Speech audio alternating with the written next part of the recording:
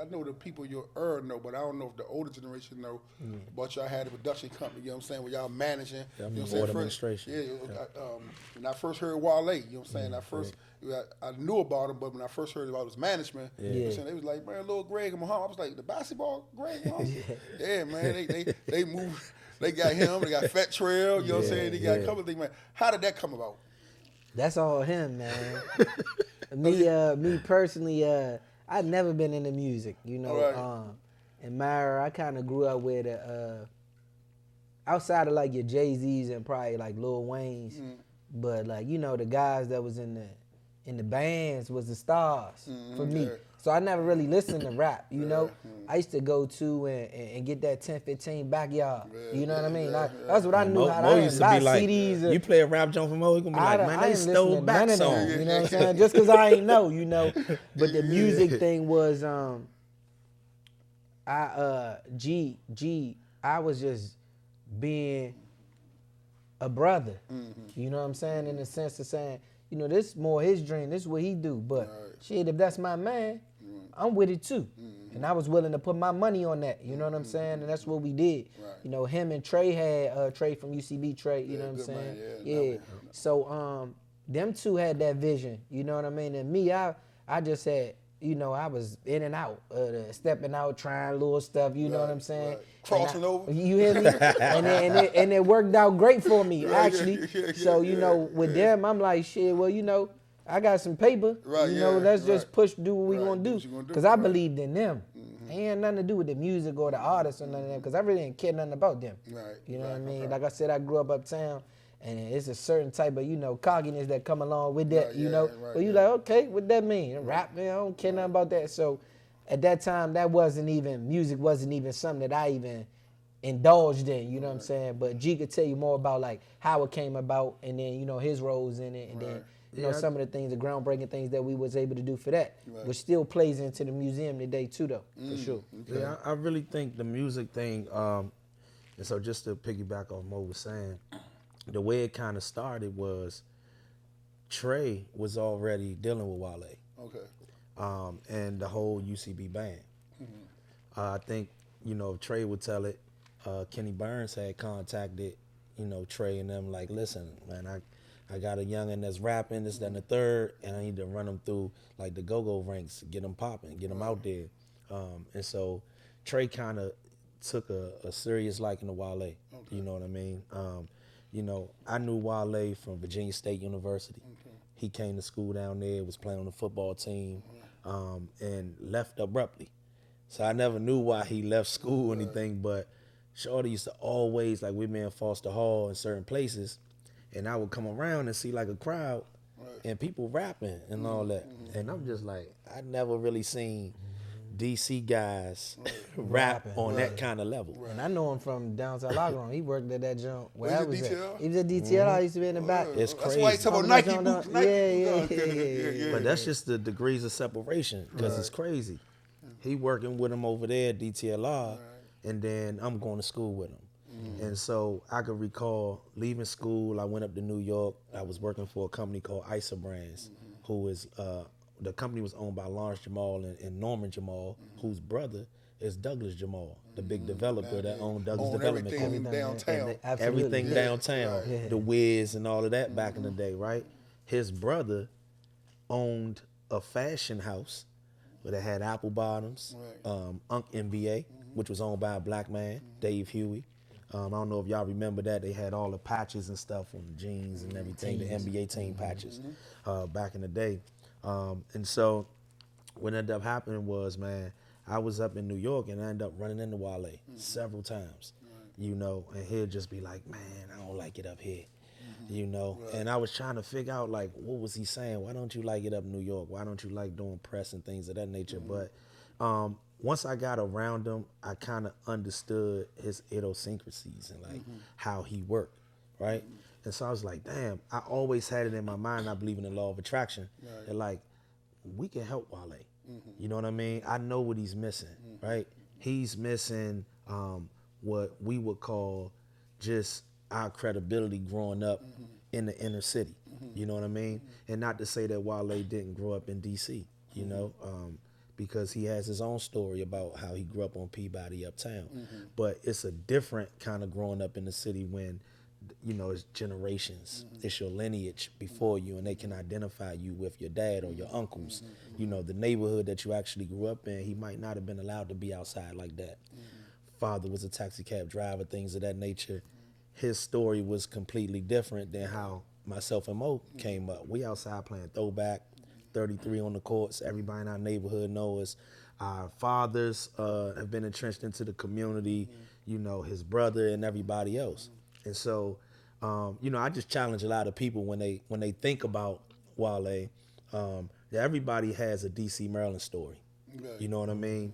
You know, I tell everybody, I'm literally from 400 Orange Street, right off MLK. But I also lived in Largo. You know what I mean? I also lived uptown.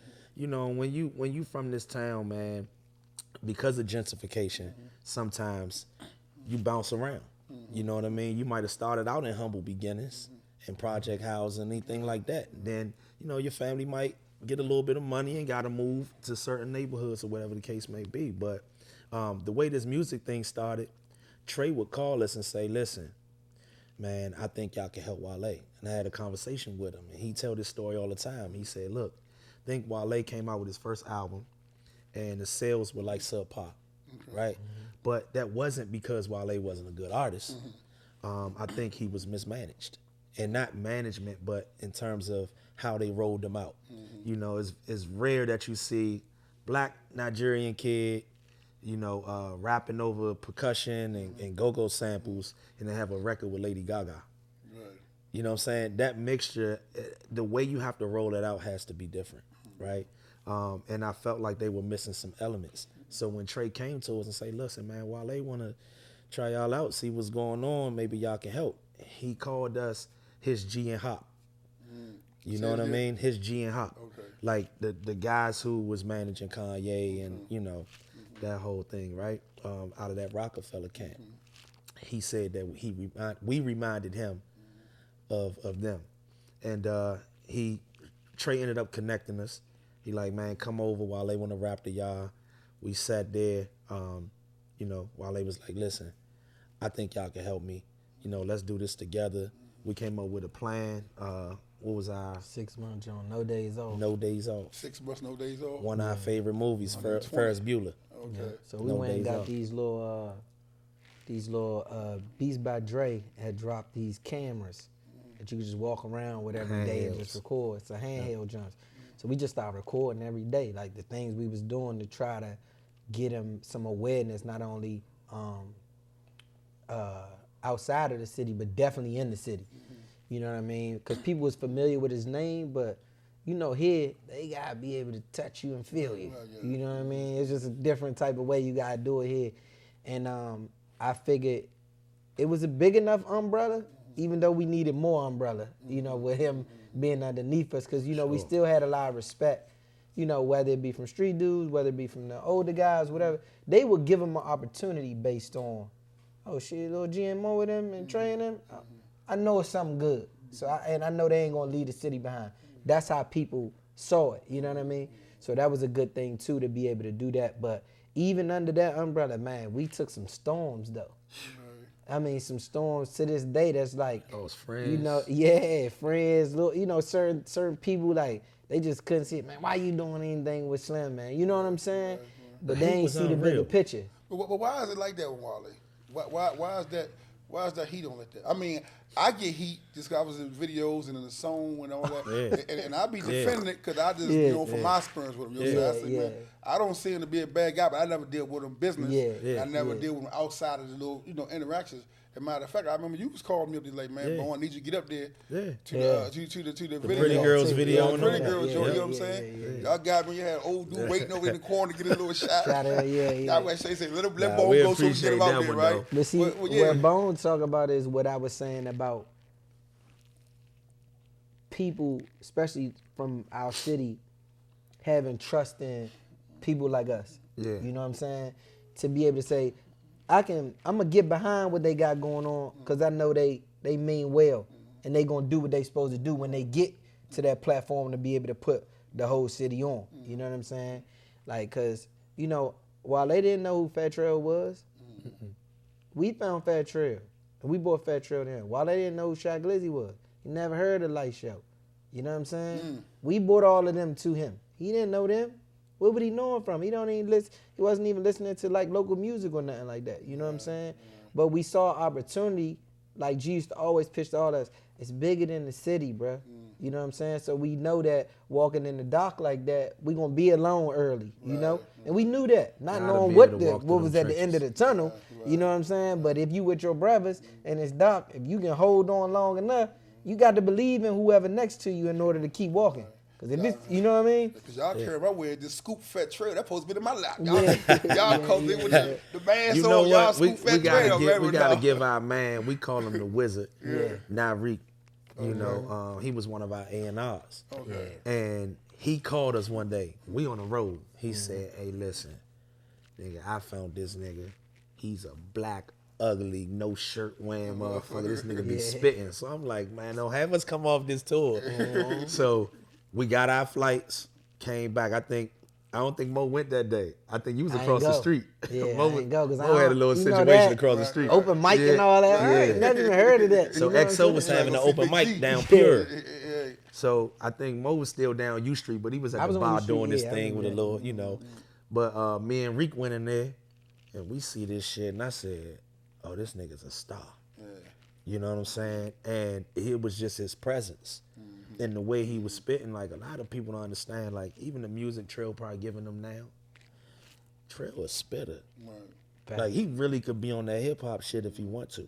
You know what I mean? And so when we saw him, it's like, oh, it's lights on. Let me tell you about this dude right here. We came and brought him over. We had a meeting. Ben's Chili Bowl.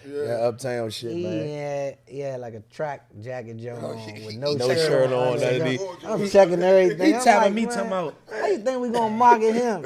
You know what I'm saying? Shorty don't got no belt on or nothing. Shorty started rapping right there in front of me, like, oh, you ain't no believer? Then he just started rapping.